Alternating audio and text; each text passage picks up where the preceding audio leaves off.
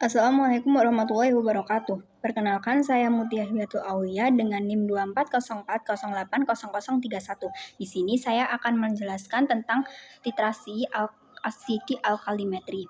Di mana tujuannya yaitu untuk menjelaskan proses titrasi asidi alkalimetri dan menghitung kadar cuplikan pada titrasi asidi alkalimetri.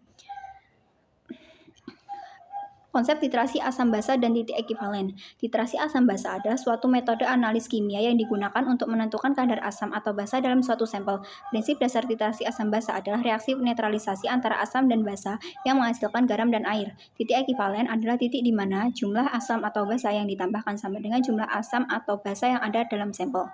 Selanjutnya yaitu fungsi indikator dalam titrasi. Indikator adalah suatu zat yang digunakan untuk menunjukkan titik ekivalen dalam titrasi. Indikator berubah warna ketika pH larutan mencapai titik ekivalen.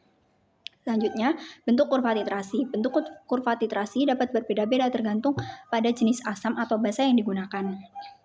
Namun, secara umum kurva titrasi memiliki beberapa karakteristik, yaitu yang pertama, pada awal titrasi, maka pH larutan akan berubah secara perlahan-lahan. Yang kedua, pada titik ekivalen, pH larutan berubah secara cepat, dan pada akhir titrasi, pH larutan berubah secara perlahan-lahan kembali. Selanjutnya, reaksi khusus karbonat bikarbonat. Reaksi khusus karbonat bikarbonat adalah reaksi yang terjadi antara asam dan basa karbonat bikarbonat. Reaksi dapat ditulis sebagai berikut, yaitu H2CO2 atau asam karbonat plus OH- menjadi HCO3- bikarbonat plus H2O. Dan HCO3- plus H+ menjadi H2CO3. Reaksi ini penting dalam titrasi asam basa karena dapat mempengaruhi pH dan titik ekivalen. Berikut langkah-langkah utama yang dilakukan pada praktikum titrasi asidi alkalimetri. Yang pertama yaitu persiapan alat dan bahan yang akan digunakan. Yang kedua, pembuatan larutan standar asam HCl dengan konsentrasi yang diketahui dan larutan standar basa NaOH dengan konsentrasi yang diketahui. Selanjutnya yaitu penentuan kadar asam atau basa dalam sampel, di mana yang pertama mengambil sampel yang akan dianalisis dan menambahkan indikator dalam sampel. Lalu menambahkan larutan asam basa, standar asam basa ke dalam sampel secara perlahan-lahan sambil mengocoknya. Lalu mengamati perubahan warna indikator dan mencatat volume larutan standar yang digunakan. Lalu penentuan titik ekivalen. Penentuan titik ekivalen menggunakan data yang diperoleh untuk menentukan titik ekivalen, yaitu di titik di mana perubahan warna indikator terjadi, dan mencatat volume larutan standar yang digunakan pada titik ekivalen. Selanjutnya, perhitungan kadar asam atau basa dalam sampel. Perhitungannya menggunakan rumus yang sesuai untuk menghitung kadar asam atau basa. Lalu pengulangan dan pengukuran kembali, di mana langkah ini mengulangi langkah-langkah di atas untuk memastikan hasil yang diperoleh adalah akurat. Lalu mengukur kembali kadar asam atau basa dalam sampel untuk memastikan hasil yang diperoleh adalah konsisten. Bahan-bahan penting yang digunakan dalam praktikum ini yaitu yang pertama ada larutan asam HCl yang berfungsi sebagai titran yang bereaksi dengan basa dalam sampel untuk menentukan kadar basa. Lalu larutan basa NaOH berfungsi sebagai titran yang bereaksi dengan asam dalam sampel untuk menentukan kadar asam. Lalu indikator metil merah atau metil orange yang berfungsi sebagai penunjuk titik ekivalen dalam titrasi. Indikator berubah warna ketika pH larutan mencapai titik ekivalen.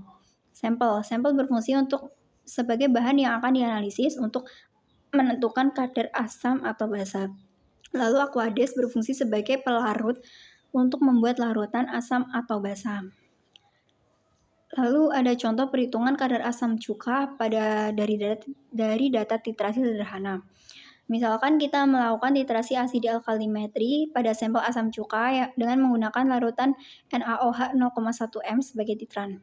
Maka data yang diperoleh yaitu volume NaOH yang digunakan 25 ml, konsentrasi larutan NaOH 0,1 m, berat sampel asam cuka 10 gram, dan langkah yang pertama yaitu mencatat data-data tersebut. Yang kedua, menghitung jumlah asam dengan rumus volume larutan NaOH dikali konsentrasi larutan NaOH sama dengan 25 ml kali 0,1 sama dengan 2,5 mmol.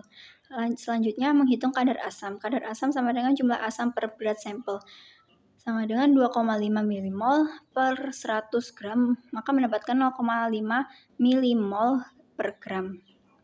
Hasil akhir yang diharapkan dari praktikum ini yaitu pada akhir titrasi, warna larutan akan berubah tergantung pada indikator yang digunakan. Misalnya jika menggunakan indikator metil merah, warna larutan akan berubah menjadi kuning pada titik ekivalen. Dan jika menggunakan indikator phenolphthalein, warna larutan akan berubah dari tidak berwarna menjadi merah muda pada titik ekivalen. Selanjutnya bentuk kurva titrasi dan dua titik akhir untuk campuran karbonat bikarbonat. Lalu ada 3 tips agar praktikum titrasi berjalan dengan baik dan akurat. Yang pertama yaitu pastikan alat dan bahan dalam kondisi baik. Lakukan pengukuran dengan teliti dan akurat dan pastikan keselamatan kerja laboratorium. Langkah keselamatan kerja yaitu menggunakan APD atau alat pelindung diri, lalu periksa kembali alat dan bahan yang akan digunakan, baca label dan petunjuk, jangan mencium atau menghirup bahan kimia, jangan menyentuh bahan kimia dengan tangan kosong, lalu pastikan ruangan laboratorium itu dalam kondisi baik dan ikuti prosedur keselamatan kerja.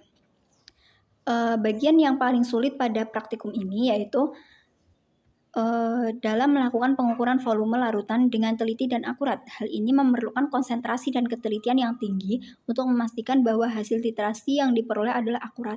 Kesalahan yang mungkin terjadi antaranya yaitu kesalahan dalam pengukuran volume larutan, dan cara mencegahnya yaitu melakukan pengukuran volume larutan dengan akurat dan teliti.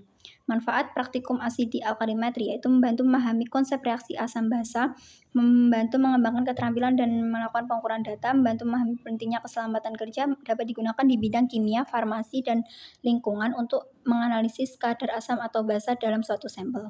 Terima kasih.